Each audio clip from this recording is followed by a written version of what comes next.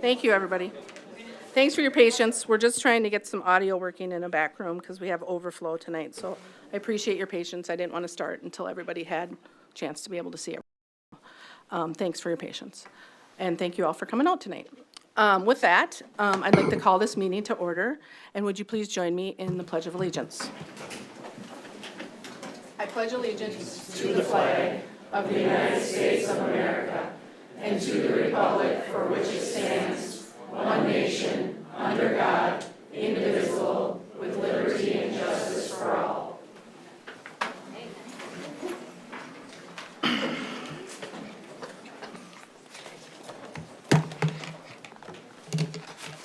Okay. Bear with me 1 minute here. Okay. So, with tonight's roll call, all members are present this evening. And with that, next up is the open forum segment. And with the open forum segment, this is according to our board policy 203. It's a 15-minute time period set aside to receive citizen input through this open forum segment. It's input from staff, students, parents, and community members, and it's valuable, and the board appreciates everyone who takes time and those that are speaking with us this evening. Speakers tonight will not be, or any night actually, will not be allowed to verbally attack, disparage, or potentially defame individual board members, employees, students, nor may speakers use vulgar or profane language. We as board members will sit and listen respectfully to presenters, but we will not engage individuals during this time. We will not deliberate or take any type of action. If any follow-up is needed, the superintendent or designee will get back if there's questions that are asked. At this time, the vice chair, and we did this last meeting, will put up a yellow sign for 15 seconds. Basically, you have 15 seconds left at the end of your time, and then there's a red for when it's time to stop. And then seeing tonight, we have 15 minutes. And it looks like we have 7 people tonight. And with that, we'll allow the 3 minutes for everybody. So we'll go to 21 minutes. But please be respectful of everyone's time. And so I'm just going to call the speakers up. And with that, they can, if you can state your name and your address that, for the official record. All right. And the first one up tonight is Shannon Smith.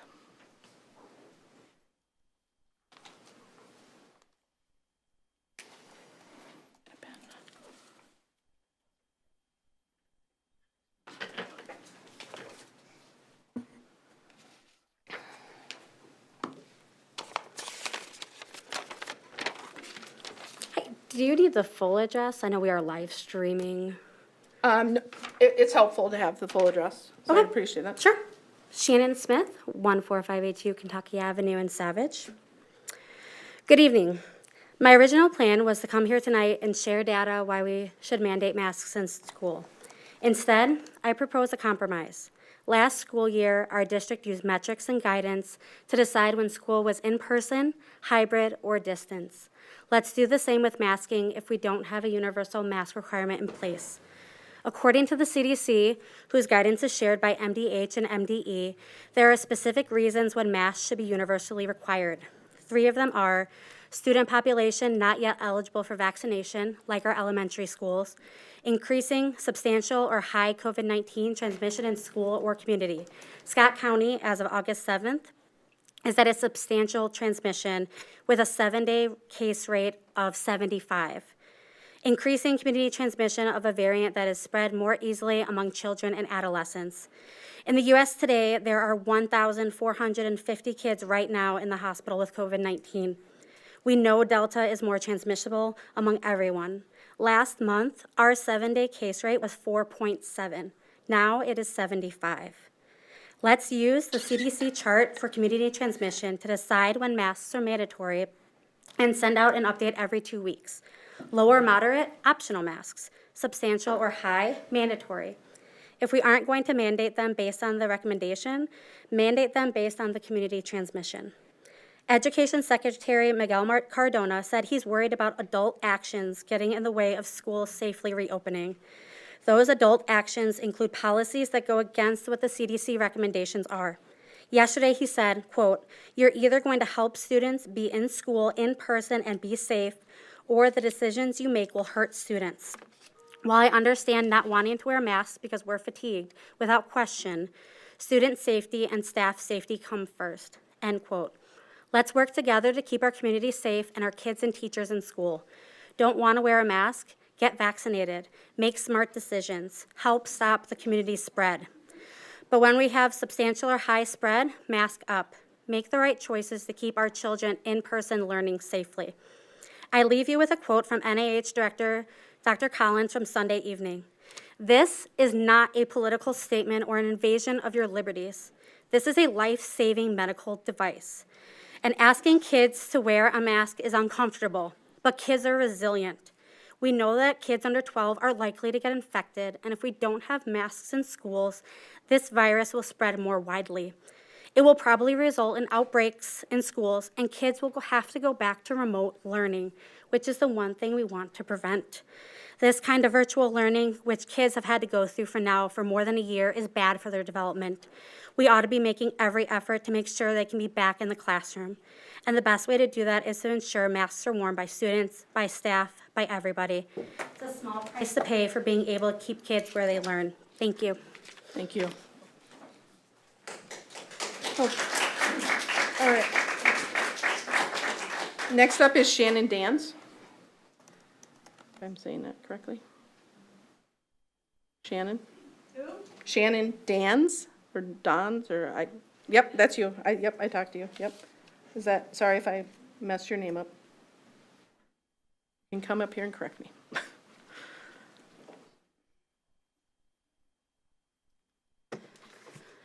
Hi, my name is Shannon Davis. I live in Prior Lake. Shannon, I'm sorry, could you just make sure you put out your address for me? Thank you. 15427 Stephon Circle, Southeast Prior Lake. Thank you.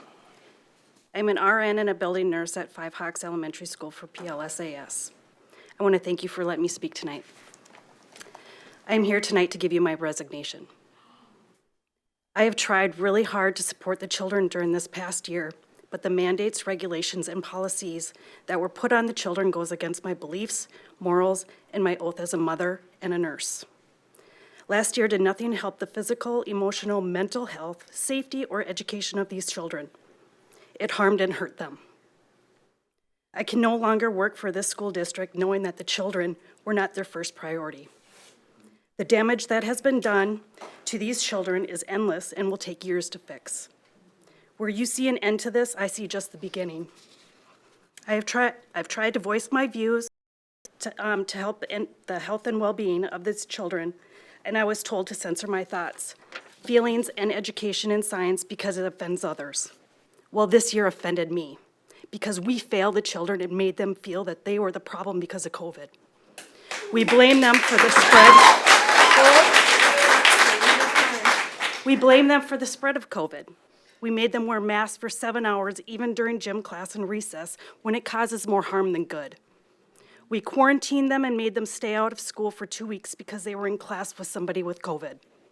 We made them test for COVID so they could come back to school, but it didn't matter if they had symptoms or not. They had to flip-flop from distance learning, hybrid, and in-school learning. We have done an injustice to our PLSAS children, and not one person from our administration would stand up for them and say enough is enough.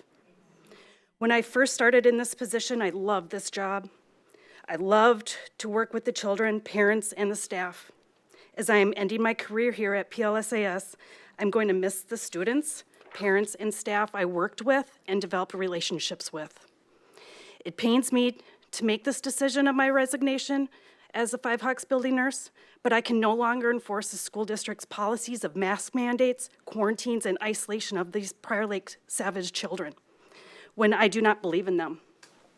I will not harm the emotional, mental, or physical health and education of these children any longer. And I hope that you and the rest of the administration will make the right choice to forego the same policies we had this past year in this next school year and let the parents make the choices and for the health and safety of their own children. Thank you for your time.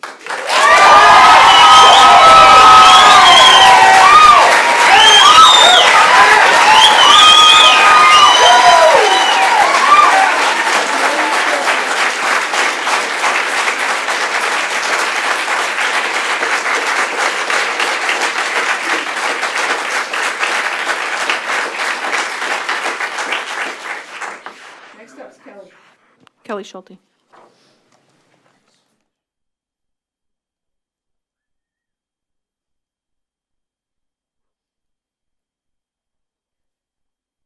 Hello, my name is Kelly Schulte, and I live at 15546 Pennsylvania Avenue in Prior Lake. My name is Kelly Schulte, and I am a licensed teacher. I'm licensed K-6, and I have a master's degree in education.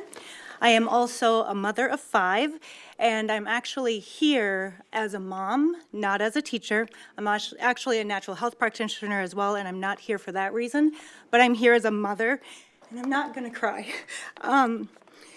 My son, I'm not even gonna look at my notes. So my son is a senior this year. He's been in an 8-year battle with his health. And thank God for Super. The only reason that child is passing school, I will have to say, is because of distance learning, because he couldn't have gone to school for the last 1.5 years. And because she did everything in the high school to make sure he passed. And he has had a battle with Lyme's disease and mold and all of these things. And finally this summer, we found what was going to work for him, and he's getting better. He's fishing. He's meeting with friends again. He's doing all of these things. Last year, the doctor told me he couldn't go to school.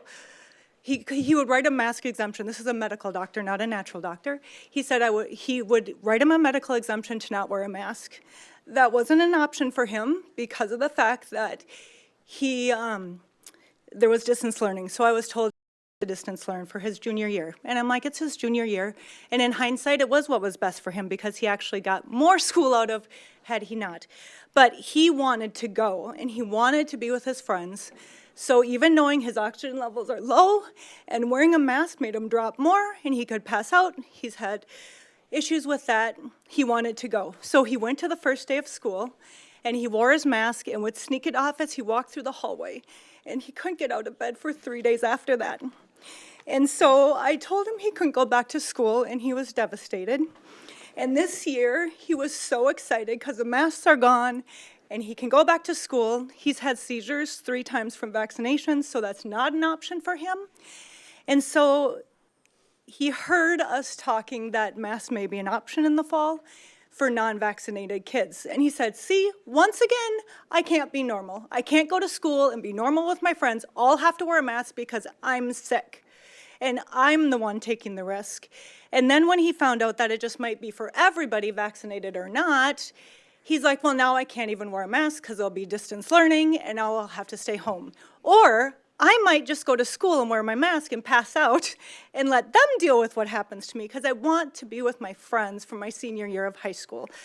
So with that, I just want you to know that parents who come and have kids who are not vaccinated or can't wear a mask, they have a story. They're not tyrannical parents who want to destroy the world. Most of them have a story, and they have a friend that has a story. Thank you. Thank you.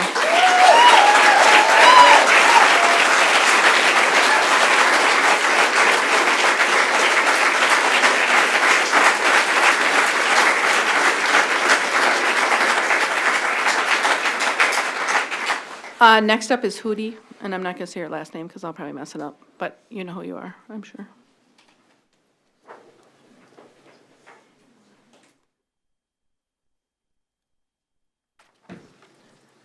Hi, my name's Hootie Haig. My address is 20410 Prior Lake, Lake Ridge Drive. I'm pleased to stand up before you as a Prior Lake High School student athlete. I was invited to the last board meeting to be honored because my cross-country team brought home the state championship to Prior Lake High School. And during the last meeting, I was watching and listening as 2 of my peers and my teacher and a teacher from the district speak. I thought to myself, wow, this is boring. But I realized something else since then. I saw your reactions to the students speaking, and I realized you probably like hearing from us students. I want to thank you for the brave decision you guys made at sending us back to school normally. You've said Prior Lake students and their families can make the decision for themselves. I'll be honest, it took courage to stand up here today. I'm asking the same of you in the months to come. Please do not change the district mask policy. Let us have a choice. I want to go to school in person, and the only way that is possible for me is without masks. I mentioned before, I'm a student athlete. I'm also the oldest of 5 children, and if you know me, I love being around people. I've talked to many classmates and fellow student athletes, and over the last 18 months, with no exceptions, we don't want masks. And I asked my siblings about masks today. My younger sister said she doesn't like them because she wants to see her friends and her teachers' smiles. My other younger sister said she just wants to have a school experience. And one of my closest friends said the masks make it hard to talk to people and ultimately make her feel lonely. I really love this country. It's provided the opportunity for our voices to be heard, and that's cool. We all have voices, and today I get to speak up for my brothers and sisters and my friends. I'm standing up for those around me and our bodies and our freedom to choose. I'm asking you to stand with me and keep masks optional. Thank you.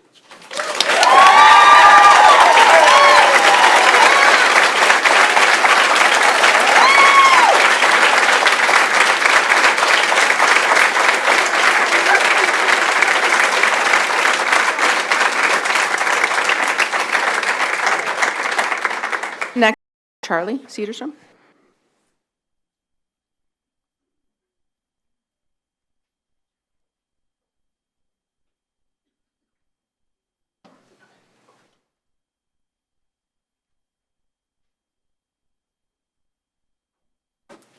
My name is Charlie Cedarstrom, and I'm at 16532 Markley Lake Drive, Prior Lake.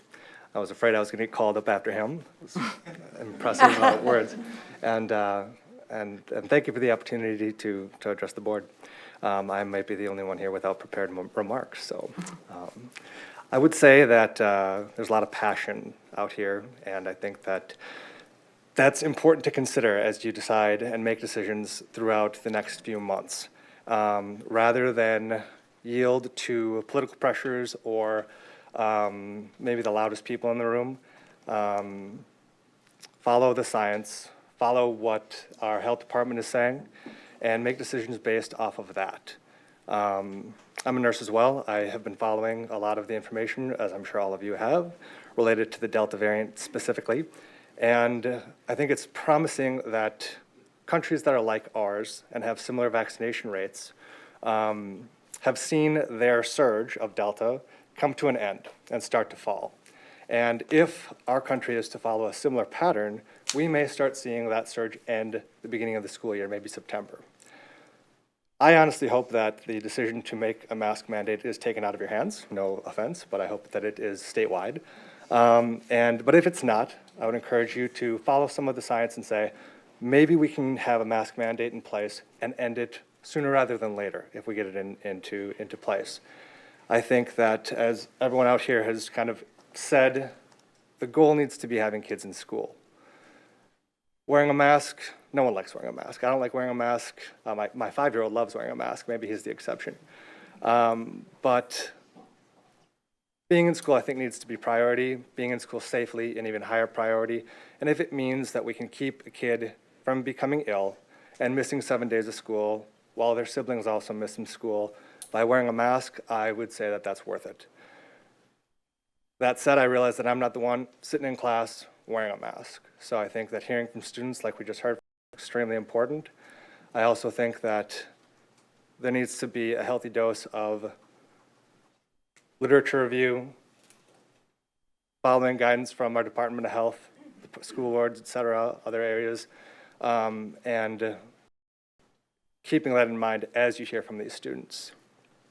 The other thing I wanted to address is the equity work that you've all been doing. I know that it has turned into a bit of a hot topic recently, the resolution that was passed, but I do want to say that as a father of a mixed student, or a mixed child, 2 mixed children, I feel like it's really firming up a foundation that they're going to hopefully launch off of when they get to school age, and I appreciate all that work that you've been doing. Thank you. Thank you.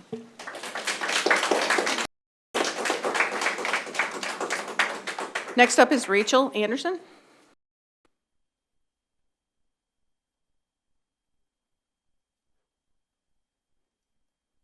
Hi, I'm Rachel Anderson, 2083 Ponds Way, Shakopee, Minnesota. I have 3 kids in Prior Lake, 1 going into high school and 2 in elementary school. When I received your back-to-school update, I was really happy that PLSAS is also wanting to have the CDC's emphasis on having kids in school for the upcoming school year. I don't think hybrid worked well for anyone. I know that wasn't your choice, but it was hard. It was hard on families, it was hard on kids. And I agree we should all have the opportunity to be in-person learning. However, I am really concerned that you're not having a universal mask mandate. The CDC, the Minnesota Department of Health, the Minnesota Department of Education, the U.S. Department of Education, all of them recommend wearing universal mask wearing for everyone over the age of 2, including people who are vaccinated. We had a mask mandate last year. We went back to school in person in later spring, and it worked. We did not have a ton of transmission in schools. Even when Minnesota was having a peak in April, we didn't have a lot of transmission in schools. We didn't have kids staying home sick because they got COVID at school. Everyone was in school and wearing masks, and it was just a routine part of their day. The same way that elementary kids have to wear snow pants if they want to get off the blacktop and play in the snow. They were able to stay in school. Parents didn't have to stay home with them. Parents didn't have to take time off of work. I don't know how many people have vacation days left after last year, but I don't know that it's a lot. And we probably have a lot of parents too that don't even have vacation days to come and stay with their kid for 7 days because they caught COVID in school. They have to choose between their child's health and their financial stability. And the kids want to be in school too. I don't think any one of our kids will ever again complain that they don't want to go to school for a day. They want to be at school with their friends, not stuck at home for a couple of weeks being sick. But we know when you are given the opportunity to not wear a mask, as we saw this summer, people are taking it. We have unvaccinated, unmasked staff working with our kids right now. Right now, there's not a lot of transmission in Minnesota, so it's probably not that big of a deal, but we are seeing a new surge, and we would anticipate as kids are more packed into classrooms that that would continue. We're an E-STEM school district, teaching students to investigate the world scientifically. All of the science says that children, staff, and teachers in public schools should be universally wearing masks to slow and prevent the spread, folks, of the highly contagious and more harmful Delta variant of COVID. Simple measures like universal face coverings, hand sanitizer, and a little bit of space when possible lead to dramatically better outcomes with less transmission, less sickness, and far less time out of school. You all have the unique opportunity to be the example, to stand up and against people who are very loud. And it's going to be hard, but I ask you to follow the right thing and to follow the science. Thank you. Thank you.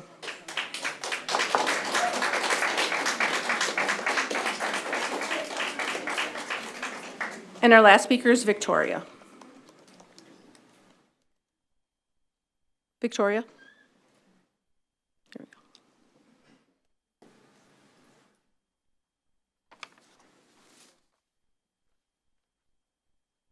Hi, my name is Victoria, 5697 West 137th Street in Savage. Please pardon me, I don't have any written remarks, and I'm pretty shaken just because of my life experience and my children in Savage in the Prior Lake School District. So for me, I'm talking about diversity, equity, and inclusion. And I want to thank you for the resolution that you passed in the last school year. So for me, as a parent of a 5-year-old who has to be told by a white school driver that she cannot have water, to have her water bottle dumped in front of her school friends, and her white friend to console her and write a letter to tell her that she's sorry about what happened, for me is hurtful. For me to have a school driver yell at a 5-year-old because she was a few minutes late for the bus when she has other friends who are white and they don't get that. And when I call, I get told that this driver has been driving for 20 years and no experience. We have surgeons, I'm a registered nurse, who has done surgery for 20 years, and you can make a mistake. Maybe it was a bad day, whatever the case may be, for my child to be treated equally. You know, as a registered nurse who treats patients, majority Caucasian, I see them as a human being. So what I ask is that when my child goes to school, she sees representation. She sees teachers who look like her, staff members who look like her. You know, the cafeteria people who look like her when they're reading books. You know, she told me Black History Month. Mom, nobody said anything about Black History Month for the whole 28 days or 29 days of February. She doesn't see anybody who looks like her, the books, nobody talks like, you know, nothing representation. So for her to see, my husband is Caucasian, you know, he's half Caucasian. So we talk about, you know, diversity, but when she doesn't see that in school, all it's at home. And most of her friends are Caucasian. Her best friend is Caucasian. I have no issue. It's not about, you know, how you look like, where you come from. It's just treat everybody equal. When you look at my daughter, to assume that when her hand is raised up, she doesn't understand what you're saying. My kids cannot be, they don't do advanced classes because you're assuming that, you know, when they walk into a class, they don't understand. For somebody who's had IPASS with 4.0 GP in all my school year, you know, teachers to assume that because you have an accent, or you know, because you don't, you know, talk like they do or you look like they do, that means less intellect is false. I've worked as an ICU nurse, you know, but people always assume that, you know, I'm the nursing assistant when I walk into a room. So it's just that assumption. And equity for me does not mean that you give us a free pass. It does not mean that you treat us, that you make exemptions for us. Equity means that you treat us equally. That means fairness. It means justice. When I walk in a room, you treat my child like you treat your child. Because I guarantee you, that was your child coming to school every single day, being picked on, or raising her hand and not getting, you know, not picked on to answer the questions, or when she's, you know, then picked on to be the line leader, you know, not being picked on to, you know, do other things in class, to read a book, always on the back of the line when they're taking class photos, always in the back of the line, you know. So it's things like that that make me see, you know, include them, because if it was your child, as a parent, as a mom, as a dad, all of you, you would feel sad. Why is my child being treated like this? So all I'm asking is treat them like they, you know, like they should be. Thank you for listening to me. And Thank you.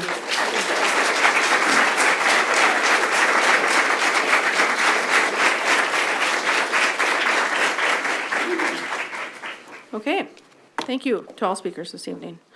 With that, I will look for a motion to approve the agenda as listed. So moved. By Michael, second. Second. By Mary. All those in favor say aye.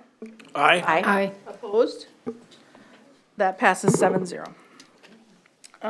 Okay, the consent agenda. The consent agenda items are considered to be routine in nature and will be enacted in one motion. There'll be no separate discussion of these items unless a board member or citizen requests. On tonight's consent agenda is the financials, the check wire transfer disbursement summary, the wire transfer EFT and ACH banking activity, the building bond investment reports, the monthly wire detail, the monthly health and dental wire detail, monthly check detail, monthly ACH detail, the approval of the school board minutes from the regular school board meeting July 12th, personnel items, candidates for employment, resignation, terminations, non-renewals as listed, the district retirement of Ellen Humbert, the leaves of absence, and the annual contracts of 2021-22 Normandale contract and 2021-22 Dakota PSEO contract. Do I have a motion to approve the consent agenda? So made. By Jonathan, seconded by Enrique. All those in favor say aye. Aye. Aye. Opposed? That passes 7-0. There are no gifts this evening, so there will not be a resolution for acceptance of gifts. And with that is Laker Pride. And thank you for our guests this evening. Good evening. It's always wonderful to have a full room when we have an opportunity to celebrate a student. Evening, I would like to invite Les Sonnebog and Kathy Dawson up to talk a little bit about the Optimist Club and the way that they gift the district with actually a student artist each year. And Mark's also going to come on up to talk a little bit about his print and to share some more information. So with that, Les, I'll invite you up. Oh, yeah. And right front and center, so Yeah, on camera. there's the camera. Come on up, guys, you can come up. That's the camera up there, so.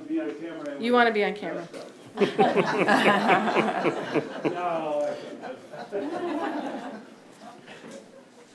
For most of you in the audience, I'm just another face, but for a bunch of years, I was a superintendent in the district.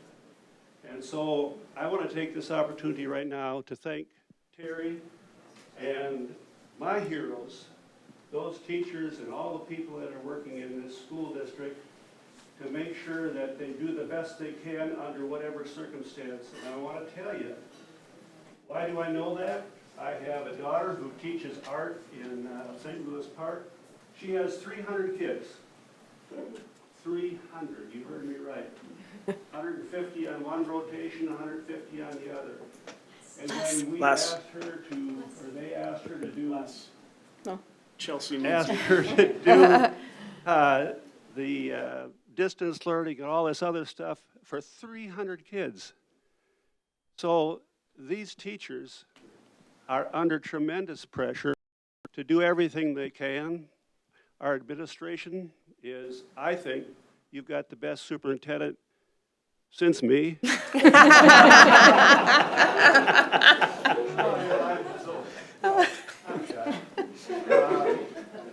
But anyway, they are really heroes to do this kind of thing and be in this overall milieu. So my hat's off to you, Terry, and all your staff, and what you do for the kids in our community. Thank you. Okay. So, we're going to, in the end, honor this young lad, but I got to give you the background. So, in 1987, the school district, not the school district, but the Optimist Club, which was formed about 10 years earlier than that, and always was at a short thing to raise money to do this stuff for the kids. Well, about that time, guess what? Pull tabs came along. Charitable gambling. Well, we jumped in, and Jim Spiker was our gambling manager. And I just want to tell you that we, in that time, when it started, between now and then, we have, because our motto is a friend of youth. Between then and now, we have put $1,272,726 back into the community, and all in youth kinds of activities. Along with part of that is a total of $276,000, and that's for 628 senior student scholarships. So that's part of that.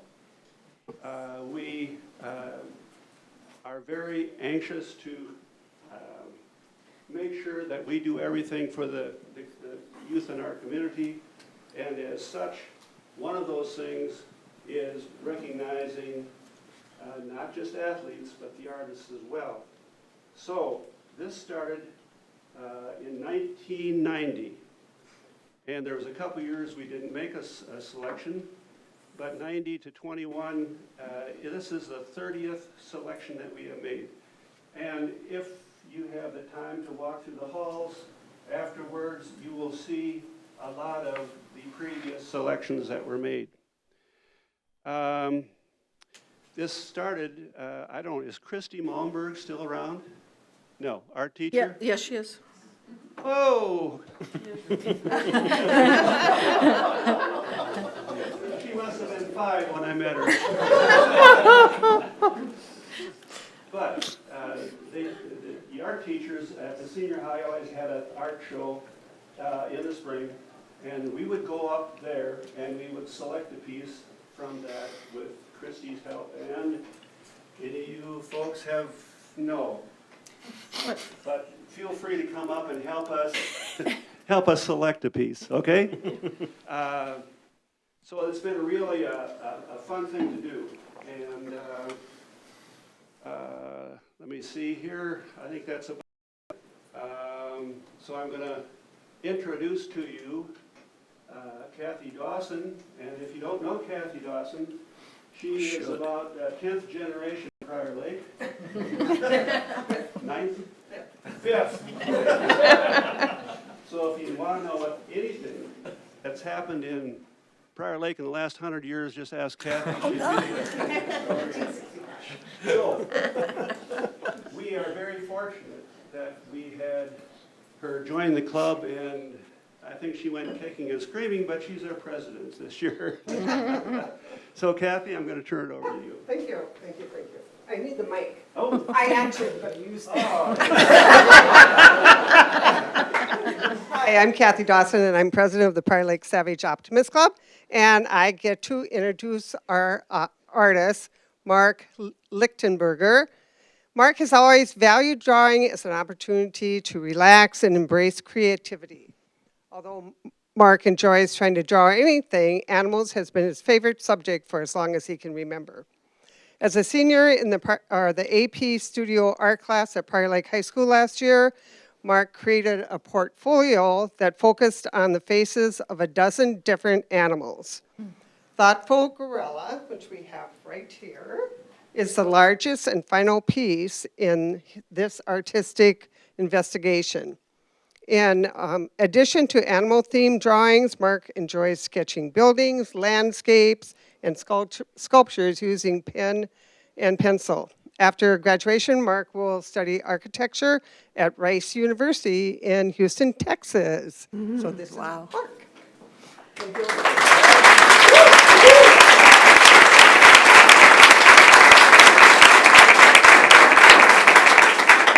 you, everyone, for coming and staying. I'll keep it pretty short because we're already, but basically this was one of the larger pieces that I created at Prior Lake High School this year.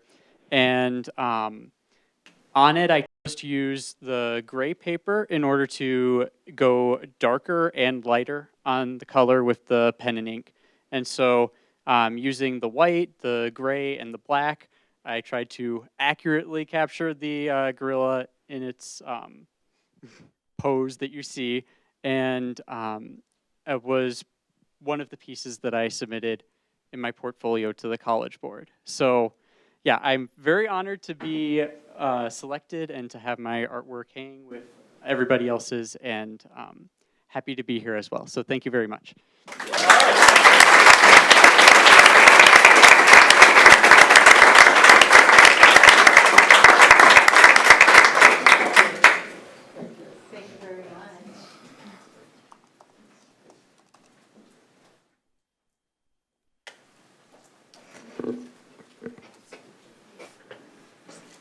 I have a previous engagement at 7 o'clock on a pontoon in Prior Lake. I have to be. I just love board meetings.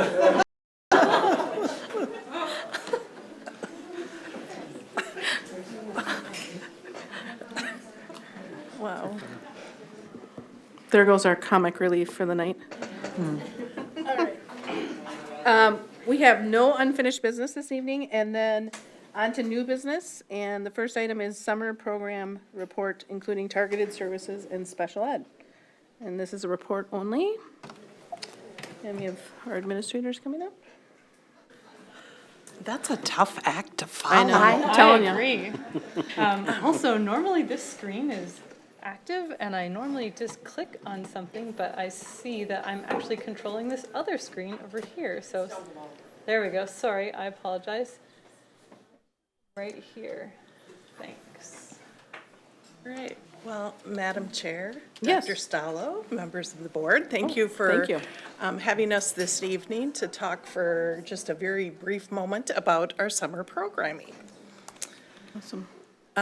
We did multiple different programs that extended through the summer. The one that comes through special education is called Extended School Year. And Extended School Year is basically what the words are. It extends the school year for students who qualify for special education services. And it is an IEP team decision, and teams determine if students qualify based on 3 different formulas set up by the MDE, either regression recoupment, self-sufficiency, or unique need. And then what we do is we have students who come in and we provide those services based on whatever qualifying IEP goals and objectives. that are on a student's individualized IEP. So this summer, our in-person services were in the month of June. We were in session June 14th through the 30th. We had 32 students in person who attended, and we had more students that qualified, and parents can choose whether they want to access the services or not. We had 8 licensed teachers at 2 different school sites. So we had an elementary and we had a secondary site as well. And we did not melt. It was, it actually, when I looked at the average temperature in June, amazingly enough, it was cooler than it was in July or August. So on that note, I'll turn it over to Chrislyn to talk about July. Hi, everybody. I'm going to talk a little bit about the summer programming called Targeted Services. So Targeted Services is also what it sounds like. It is targeted at students who meet qualifications. It is an optional program, and we'll start at the high school. So for the high school, any student in grades 9 through 12 can attend, and it's focused on credit recovery, so where a student may not have earned credit yet. We had both an in-person session that was from June 21st to July 16th, and also an independent summer session as well. That registration began early all the way back in May. And the targeted services for the elementary school is what I'm most excited to talk about, because in addition to teachers and paraprofessionals and a nurse, there's also an administrator on duty every day, and I got to do that a number of times at some of the different sites, and it was a really wonderful thing. And so it's, as you can see on the screen, you know, it's designed for students to have some needs met that might not be met in regular school. The curriculum is based on the academic standards, on Minnesota state standards, but there's also a focus on building social connections and school routines, and just building students' confidence as learners in general. There are multi-age classrooms. There's introduction to new standards, that building of community. And we focused this summer on some science standards, which were approached through inquiry. Students got to do some fantastic engineering design process work. And we also had a time to focus on math and reading. That was really an interdisciplinary approach, and students could practice at individual levels in small groups, as well as using something called iExcel. So those science themes were A World in Motion for the first 2 weeks, and the second 2 were Engineer It. We also partnered with KidsCo, which is run through community education, and so that meant students had access to KidsCo as well as being part of the targeted services programming. So we had 280 students total. As I said, we had 18 teachers there, paraprofessionals. We were at 4 different school sites, and that's for rising students going into 1st through 5th grade. We had some really great feedback and highlights. Families really liked that they could choose to be part of one session or both. People even sometimes wanted to come to the second session. If we were able to accommodate it, we did. Kids would come home talking about their science experiences during the day and all the fun they'd had with their new friends. There's also targeted services at the middle school, and that is for students going into grades 6 through 8. It's also 4 weeks long, and also focused on interdisciplinary learning. And this summer, the focuses thematically were social studies, and one was on ancient Greece, which led into the Olympics, and the other was travel around the U.S. There are other opportunities as well going on this summer for students through community education. You may have seen at Twin Oaks all of the different programming that was available. Students were involved in food trucks, art, different creations. I remember cupcakes. So really a wide variety of offerings overall. That's it. Thank you so much. All right. Any questions, comments? Mary? Yeah. So one of the things that caught my ear was, well, first of all, I just want to say this is wonderful.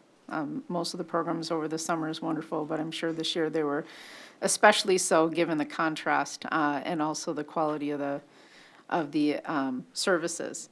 I did want to ask a couple of questions. It was mentioned that in the IEP program, 32 students, but more students qualified, and you mentioned some parents obviously said no, but did we have a number of students in need that we couldn't meet because they were on the lower end of the, no, we made it?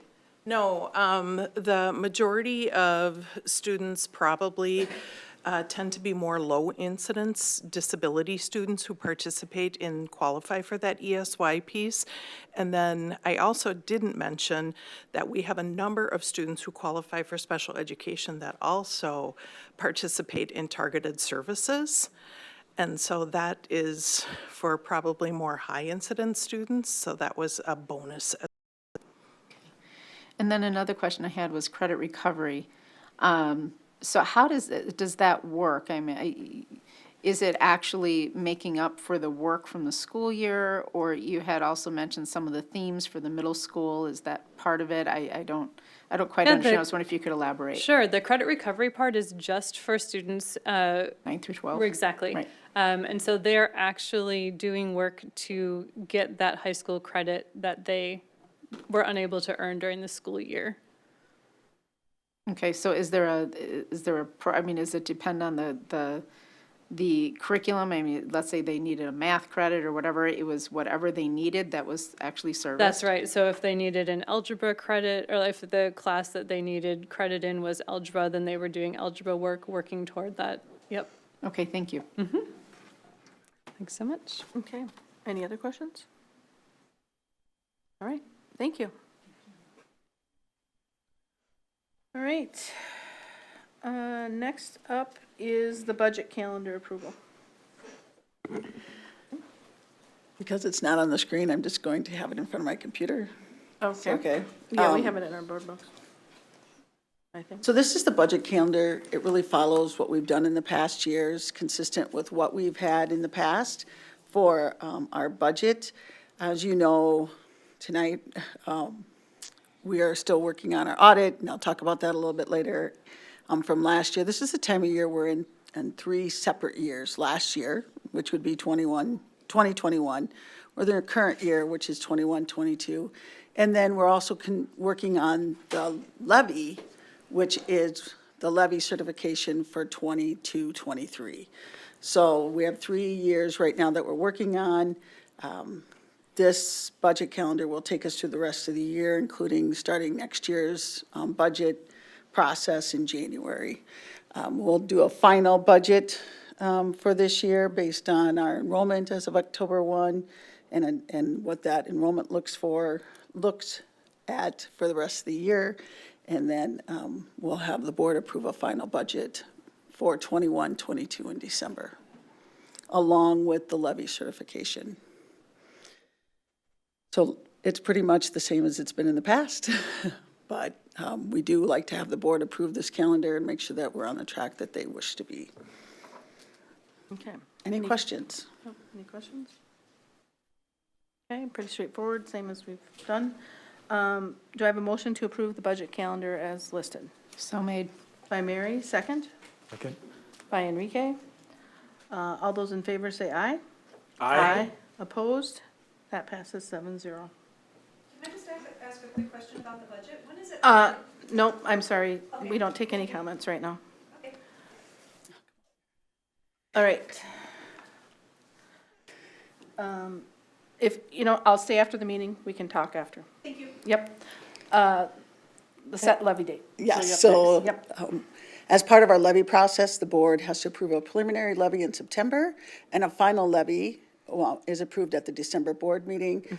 In the past, it always has started at 7 o'clock. This year, it will start at 6 o'clock and the board will approve the levy certification for 22-23 school year in December.